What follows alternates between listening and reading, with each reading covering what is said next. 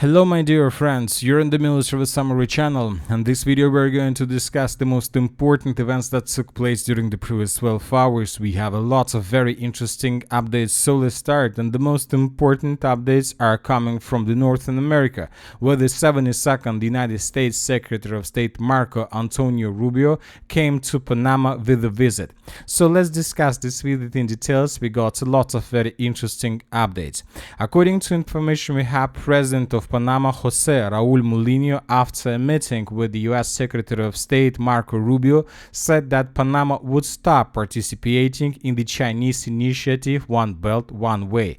According to Axios, Rubio at the meeting nominated the ultimatum at the president, saying that the United States would take the necessary measures to protect its rights in accordance with the Torrijos Carter agreements. If Panama does not take immediate actions to eliminate Chinese influence at the Panama Zone Channel. According to Mulino, discussions of the further presence of China in Panama, in particular control of Chinese companies over port infrastructure, will also be held, and special attention will be paid to their audits. This is very important information. Most important, this is very interesting and important update for China, because I believe that nobody in the world, neither the Western countries, European countries, or Eastern countries, were ready that the United States of America would intensify their activities in the northern part, in the Northern America, and that the United States of America are able to finish and to complete these issues so fast. Obviously, the Chinese company and China itself wasn't ready for this situation. Another important update is coming from the Cuba. According to information we have, U.S. Marines arrived at Guantanamo Bay to support housing of illegal aliens. This is also very important information. We see that Trump is trying to finish everything he's promised as soon as possible, and then he will start working on other issues in the world. Another important updates are coming from Canada. According to information we have, Canadian Prime Minister Justin Trudeau has announced that Canada will respond to the 25% tariffs placed on Canadian goods by Trump by issuing 25% tariffs on $155 billion in American goods entering Canada. We got the same reports from Mexico, but as for Mexico, by the time we start making the video, we still haven't received any numbers. So they're planning to make some tariffs on American goods, but as for now, we don't know for sure what exactly they're planning to do. Mexico is in much worse situation in comparison with Canada. Obviously, the United States of America are not going to make any anti-terrorist operation on the territory of Canada, but as for Mexico, we remember that the United States of America have already strengthened the border by deploying additional troopers here, and furthermore we know that sooner or later, and most likely according to experience in Panama and in Cuba and in Canada, most likely Donald Trump will start this anti-terrorist operation. Now let's move further. Let's discuss the situation in China, because that obviously was something that insulted first of all China, and now let's wait what exactly China is going to do in this situation with tariffs and with Panama. Once again, according to information we have, he was placing 25% tariffs on Canada, on Mexico as well, 10% tariffs on China, and let's wait and see what China is going to do in this situation, because obviously China need to do something or they will be humiliated. Very interesting statements we got from Russia. Putin said that sooner or later Trump will win this battle, and he will force everybody in the world to follow his, let's say, his 4 years term. Let's discuss now the situation in Ukraine. Zelensky is ready for the negotiation process. He stated that the Ukrainians suffered huge losses and are today close to the world, to the peace more than ever over 3 years of war. So he is ready to start peace negotiation, but he still continue talking about some peacekeepers, about the United States of America involved in this situation. Once again, I'll remind you that Russia will never accept any presence of any Western soldier on the territory of Ukraine. Furthermore, we start start receiving first details about, let's say, audit that's been taking place for the previous several days about money that Ukraine received during the special military operation. And Zelensky stated that Ukraine received only 75 billion out of this 177 billion promised by America. So the question is, where exactly is this 100 billions?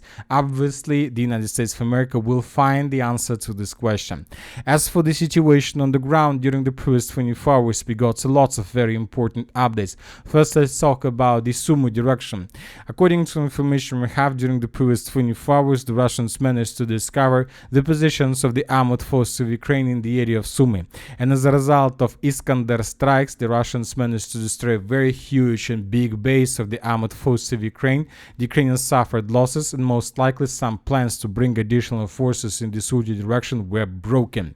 As for the Sumy direction itself, according to information we have, there are very heavy clashes on the territory of Sverdlikova. Today the sources published the map with fire anomalies. The settlement is completely covered with fire. I'll remind you that according to different sources, there are very heavy clashes already on the territory of the settlements itself. Also, according to information we have, the Russians managed to cross the river of Psol, and currently the Russians are advancing in the direction of the settlement of Guiva. So there are also very heavy clashes, and the clashes are taking place on the Ukrainian side of the river. So let's wait and see what is going to be next. But if Ukrainians lose control over Guiva, the Russians will see and have no barriers to advance further in the direction of N07 road. And I reminded, according to the geolocations we got, the Russians have already established almost complete control over these main arteria. Now let's move further. And let's discuss the situation in the northern Kupiansk direction, where, according to information we have, the Russians managed to improve their positions and to take several more territories under complete control. This information was provided us by neutral mappers. And telling the truth, after a very short operational pause, the dynamic in this area intensified from the Russian side. For example, this is the situation by the end of the 1st of February. This is the situation by the end of the 2nd of February, and this is the situation by the beginning of the 3rd of February. The Russians are advancing by taking more and more territories under complete control. As for the Liman direction, here we can see the same situation. During the previous 24 hours, the Russians managed to improve their position significantly. The Russians took under control the company stronghold between the settlement of Kolodezi and Ivanovka, and furthermore, we have geolocation that confirm this. In this video, we can see how the Ukrainians were bombing the Russian soldiers exactly in this point. Based on this video, we have adjusted the map. Furthermore, we have several reports from neutral mappers about additional changes on the ground and about pro-Ukrainian resources. We see that the Russians are getting closer and closer to the settlement of Kolodezi. And I remind you that if the village of Kolodezi falls, the Russians will face no barriers to advance further in the southern direction towards the settlement of Liman and the settlement of Zarishne. And this is exactly what the Russians are planning to do right now. Now let's discuss the situation in the Konstantinovka direction. According to information we have, during the previous 24 hours, the Russians managed to establish complete control over the settlement by the name of Vadiane Druge. This is very important progress. The Russians enter the operational space, and now they are free to choose where to move next. They will attack most likely the settlement of Nova Poltavka. This is very important village that located along N32 road. The Russians need to take this village to secure the flanks, and of course the Russians will advance further in the direction of Tarasovka and in the direction of Berezovka, and we are going to see these updates and these clashes in the very near future. As for the Pokrovsk direction, the situation was completely stabilized, most likely despite reports that there are very heavy clashes. We haven't received even a single report about additional changes on the ground from the Russian side for the previous week. The Russians moved their focus in the Dnipro direction, where they continue advancing. Today we got another geolocation that confirmed the Russian presence in the southern part of Nadezhenka.